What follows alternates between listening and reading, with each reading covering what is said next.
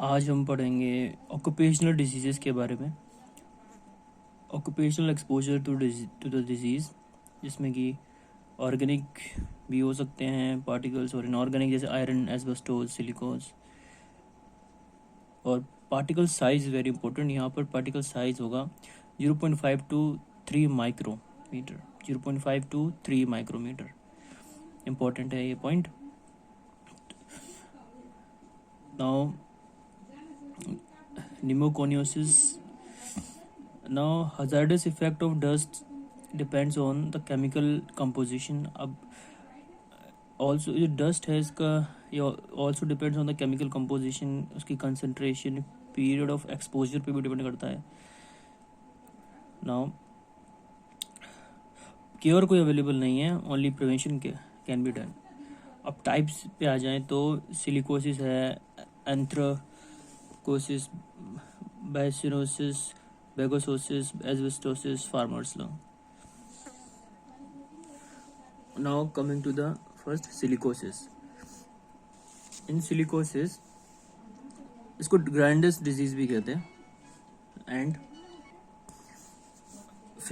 कहाँ पर लोकेशन, जो for example Kolar gold mines, जो माइंस होती हैं, इसको आप केजीएफ से याद रख सकते हैं, Kolar gold fields. Caused silicon dioxide, SiO2।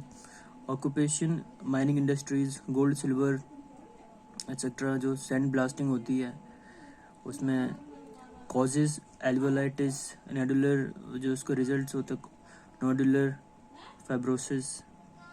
Mainly effect upper zone of the lung. इसमें एक ट्रिक है, इसमें आप एस याद रखिए, S for silica dioxide, sand blast जो होती है उससे कॉज होता है अक्सर।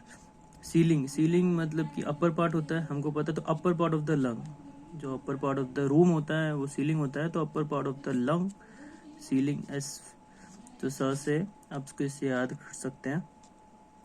एंड एज फॉर स्नो, अब स्नो एक्सरे में स्नो अपीयरेंस भी की तरह दिखेगा, snow appearance.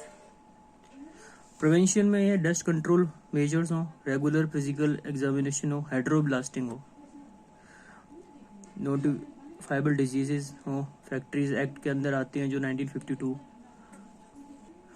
Now coming to the features, ये एसिड फास्ट बेसिलस ये नेगेटिव शो करेगा, ऑटोप्सी करा जाएगा इसका। एक्सरे में clinical feature similar to TB, जो कि हैं coughing last 3 or more weeks, coughing, blood can come and may come, chest pain with breathing or coughing, total lung capacity decrease हो सकती है, हो जाएगी। Now coming to the anthracosis, black lung, coal miners pneumoconiosis, इसको आप इस नाम से भी बोलते हैं। कोल माइंस में ये पाया जाता है pneumoconiosis. Minimum duration to develop at least इस पर 10 साल चाहिए, 10 years। Caused by coal dust, 2 phases, simple coal workers pneumoconiosis and complicated coal workers pneumoconiosis. Progressive massive fibrosis, coal workers pneumoconiosis एक कंडीशन कहते हैं जिसको कैप्लन सिंड्रोम कहते हैं। इसमें क्या होता है, अगर रियूमेटिक अर्थराइटिस भी है साथ में कोल वर्कर्स न्यूमोकोनियोसिस में, तो उसको कैप्लन सिंड्रोम कह देते हैं। Now coming to the next point, notifiable diseases under mines act, workman composition 1959। Now coming to the, जो इसमें जो ट्रिक है वो ये है कि आप इसको याद रख सकते हैं BCC से, ब्लैक लंग, कोल, कैप्लन सिंड्रोम। नाउ अब आते हैं एक बेगोसिस, इतना सा याद रख लीजिए कि शुगर केन डस्ट की वजह से होता है, it is due to sugar cane dust. Asbestosis, now coming to the asbestosis, important है, इसको डिटेल में पढ़ते हैं। एस्बेस्टोस डस्ट के थ्रू होता है ये। नाउ ये इसमें 2 वेराइटीज़ होते हैं, serpentine variety and amphibole variety type, जो कि डेंजरस होता है। एंड क्रोसिडोलाइट एक इसका नाम है। इसको आप ट्रिक से याद रख सकते हैं कि क्रोकोडाइल होता है वो डेंजरस होता है, तो क्रोसिडोलाइट ये डेंजरस है, ये सब्सटेंस है। आफ्टर 10 years ऑफ एक्सपोजर, इसमें भी 10 years ऑफ एक्सपोजर, एंथ्रोकोसिस में था ही, इसमें भी है।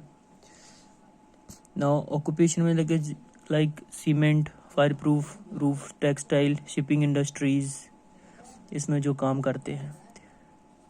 Affect lower zone of the lung, silicosis में upper zone of lung affect करता था, इसमें lower zone of the lung will be affected.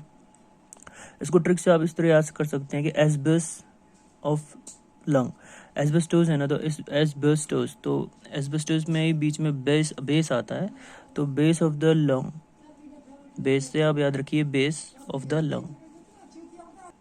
Now causes पे आते हैं। पल्मोनरी जो होता है, pulmonary fibrosis most common is carcinoma of bronchus, remember.